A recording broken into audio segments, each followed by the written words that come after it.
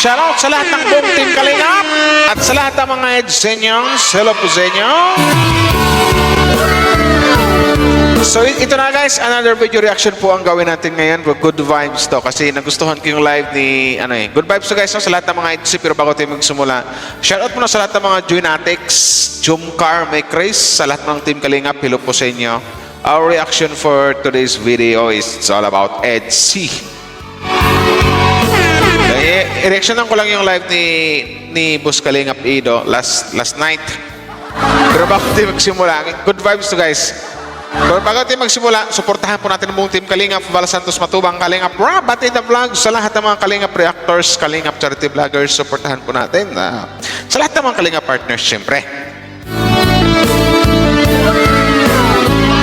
So, ito na guys, no? Maraming salamat sa mga seniors na nakasupport sa akin. Thank you very much po. Maraming salamat sa always sa pag-like and share. Thank you very much.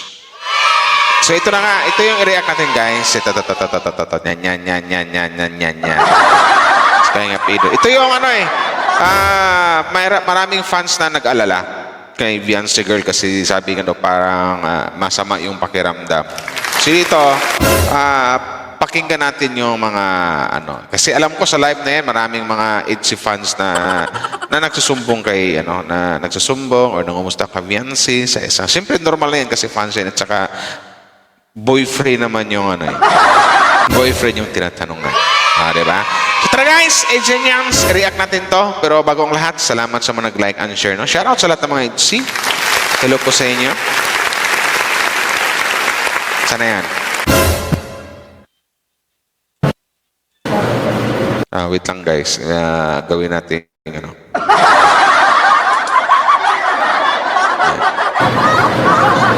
Magaling, may sakit na ba si Bebe? Binilhan ko yun nung nakarang gamot eh. Bumala pala. Kawawa naman. Binilhan ko po yun ng gamot nung gabi. Alam ko pong may siya. May nararamdaman nun. Kaya pa lang parang magiging lagnat pa lang. Pinainom ko agad po yung gamot nung tsaka hindi ko na siya pinasalita nung gabing yun. Kaya ang sweet naman kung ganun papain. So diba, maalalahaning boyfriend or ago, sana all.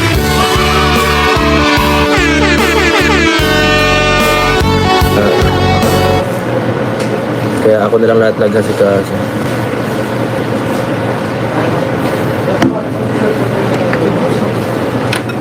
So yun guys, na lang, get well na lang kay Beyonce. Get well. Basta Beyonce, kung may lagnat ka pala, basta pahinga ka muna, huwag ka magpaulan. Bawal soft drinks, bawal malamig, inom ka muna ng gamot. Diba Papa Eds? Dapat ganon.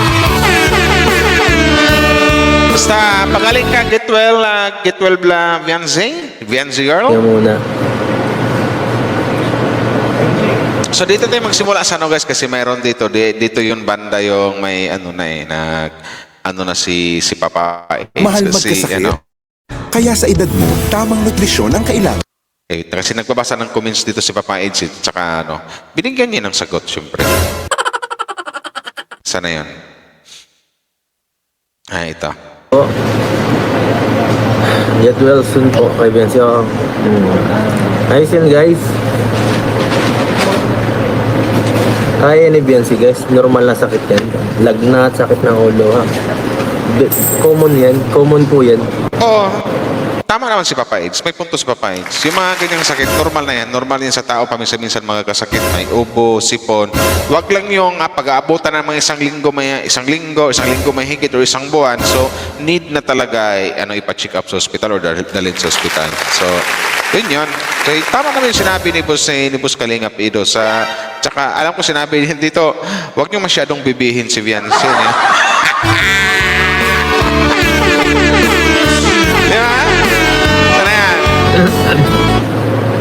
Hayaan nyo lang po si Vince. Huwag nyo masyadong i-baby. Huwag nyo daw masyadong ibibi ang isang Viancy girl, sinasabi ko sa inyo. Si Papa Ed siya na nagsabi niyan. Kasi malaki na si Viancy girl, di ba? Ay, malaki na siya. Hindi na siya musmus, hindi na siya sanggol na kailangan anuhin.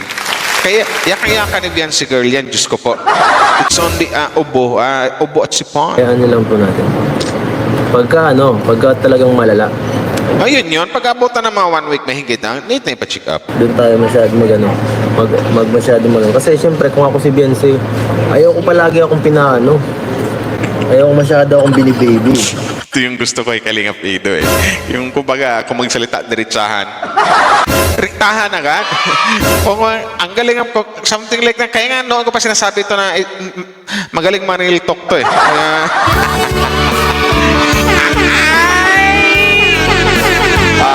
Then sa mga Edgy fans, huwag na kayong magtampo-tampo kasi totoo nga naman. Huwag niyo masyadong bibihin, Diyos ko po. Diba?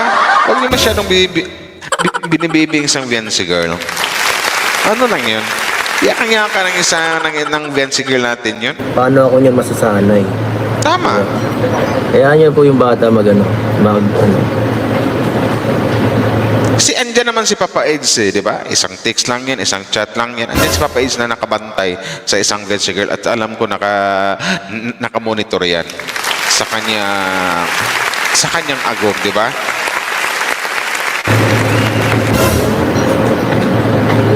Huwag yung masyado i-baby guys. Sana yung masasanay maging independent. Tama.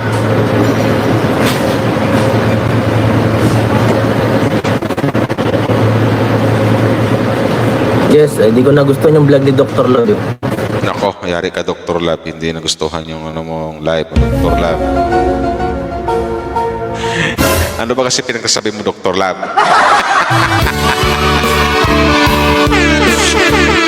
Sabi ko sa inyo eh, pagdating sa mga something like na prangkahang salita, kay Papa Eds na ako. Ay, kaling magano to. Ito, ulitin natin. Sana yan.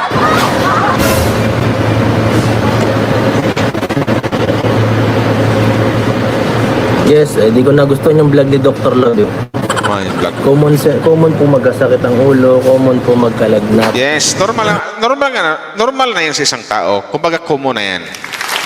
Eh talagang common na paminsan-minsan sa sakit ang ulo, sasama ng panahon sa sakit ang ulo mo, magkaubo, magkalagnat, something like that. So, it's a normal, something like that. Diba? Tama si Papa Eds. So, ang ano nga lang dito, talagang diretsahang sinasabi ni Papa Eds na hindi ko rin nagustuhan yung vlog ni Dr. Love.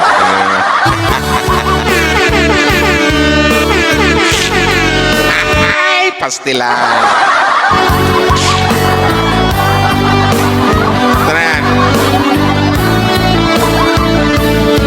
Ang masama kong lagnat, tumatagal lang 1 linggo. Yes. Hindi na tama.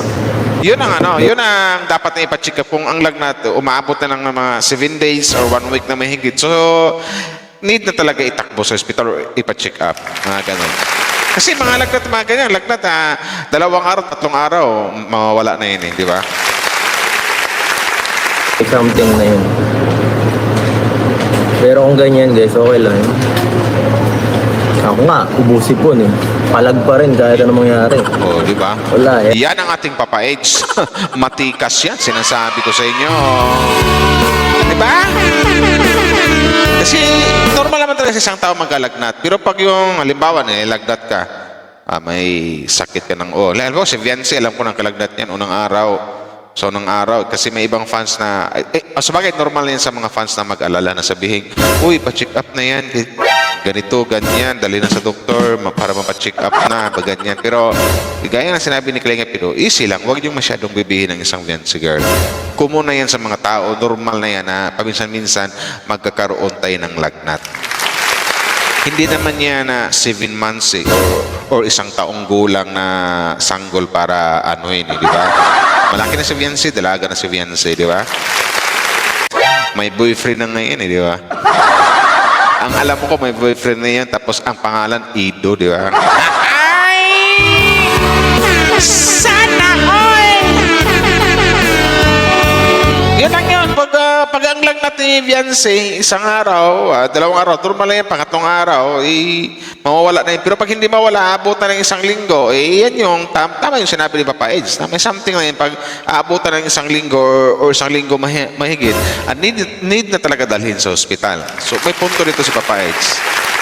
Hindi ko lang natawa lang ako doon sa diretsahang sinabi ni Papa Eds na hindi ko rin nagustuhan yung vlog ni Dr. Lab. Yeah? Sana yan? Pag nagpahina-hina ka sa sakit, lalo ka magkakasakit. Yes, ang lagnat kasi hindi binibaby yan. Ilalabanan yan. Huwag niyong pansinin yung malagnat-tagnat kasi kusang mawala yan sa katawan niyo. Lalayas bigla yan. Di ba?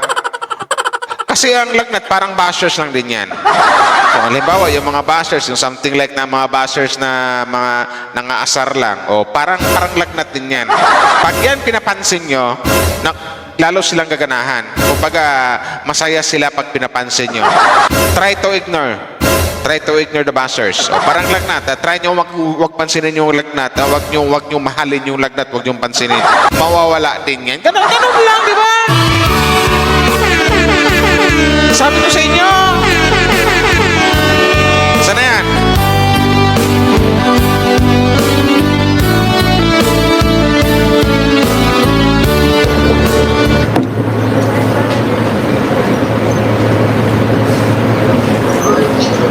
Hindi ko rin nagtanong vlog ni Doc, guys. Sabi. Ang vlog ni Doc. Hindi ko rin nagtanong vlog ni Doc, guys. Ayun.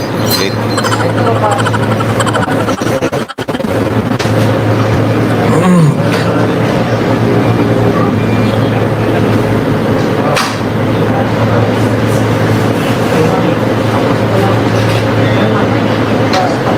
Pag pinauwi niyo si Biancy, guys, mas kawawa yung katawan niya. Mas lalo magkakasakit yun kasi malayo ang bahay niya. Tama. Correct. Madaling bumili ng ulam kaysa magbiyahe ng isang oras. Tama nga naman. Di ba? At saka ano, bakit kailangan yung paanuhin si Viancy? Ikaw naman kasi Dr. Lab eh. Ganun eh. Okay na yung ganyan. Kasi mas malapit doon si Kalinga Pido, kahit anong oras, mahatiran niya ng ulam or something like na mas malapit si Viancy sa mga bilihin. Kasi naman doon sa pauwi siya galing school, alam naman natin na malayo. Di ba si Kalinga Pido na nagsabi, almost 1 hour o 1 hour mahigit yung biyahe. Tapos ganon. So, try to think about it, di ba? Huwag basta-basta mag-comment agad ng ganyan. Sinasabi ko sa inyo, si Papa Eds lang katapat. Magaling mga niltok yan, prangka magsalita yan. Sinasabi ko. Di ba? Sana yan? Araw-araw. Anong vlog ko bukas? Baka kay ano po? Kay Tots. Abangan nyo, guys, baka kay Tots.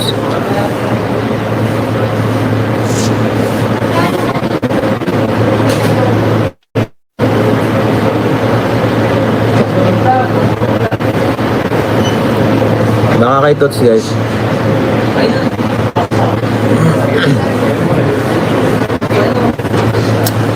Baka kay Tots. Toots.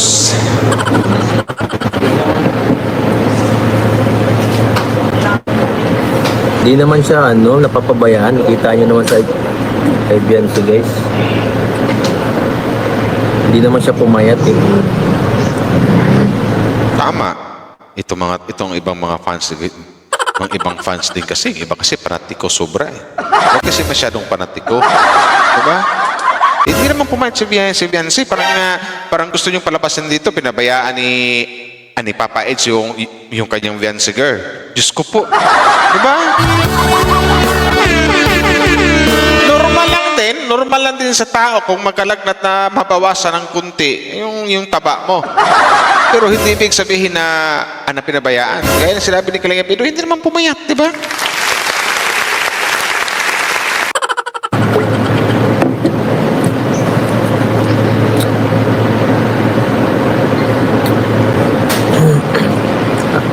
After live selling guys, ayaw niya na talagang kumain. Wala na siyang gana. O sa bagay, ganun yung mga ano, pag may lagnat talaga, talagang ando na yung mapakla yung panlasa mo yun eh. Hindi parang iba yung panlasa ng dila mo, di ba? Talagang wala nang ganang kumain. Ganun yun. Pinagsasabihin ko na yun na kumain siya. Matigas ang ulo eh. Hindi ko naman pwedeng...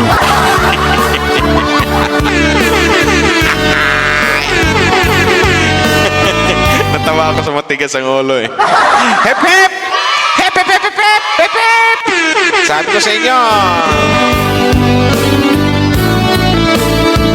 Ito na yan. Pilitin. Hindi ko pwedeng pilitin lang ako eh. Mas alam niya yung katawan niya eh. Tama. Kaysa sa akin. Saka pinapabantayan ko yun doon kala early. Oo, di ba? Napaka-sweet. Talagang nagbigay ng utos kilingip ito na bantayan niya. Pinababantayan niya doon sa ano niya, sa beneficiary ng si Early. Diba? Nabantayan niyo yan. Mahal na mahal ko yan.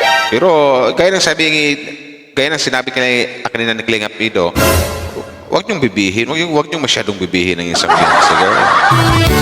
Kumbaga something like na ako lang pwede ang magpabibaby dyan. Sa inyo. Mag-game. Kung anong problema, kung may sobrang ano talaga, halimbawa may pangangailangan doon na kailangan nila talaga na hindi, na hindi kaya, sabi sus, masabi sa akin. Diba?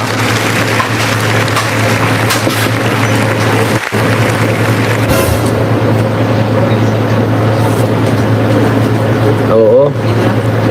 Tama nga, si Kuya JP nga wala nag-aalala sa kanya, walang may pake. Ibigay niyo yung konting pake niya. So yun na guys na dito na ang ating maiksing reaction dito sa sa balitang nalaman natin may lagnat ng isang fiancé girl. Agree ako sa mga sinasabi ni Kalinga Pido about dyan sa kasi yung iba na binibaby masyado, wag kasi masyadong panatiko. Yun. Pangalawa, normal na sa isang tao na paminsan-minsan magkakalagnat ka, di ba? Normal na yan. Kumbaga sabi ni Kalinga Pido, kumuna yan sa atin. Kumuna yan sa lahat. Pero pag ang lagnat, aabot ng isang linggo or something like isang linggo mahigit o may something na yan. Kumbaga, dalhin na sa doktor.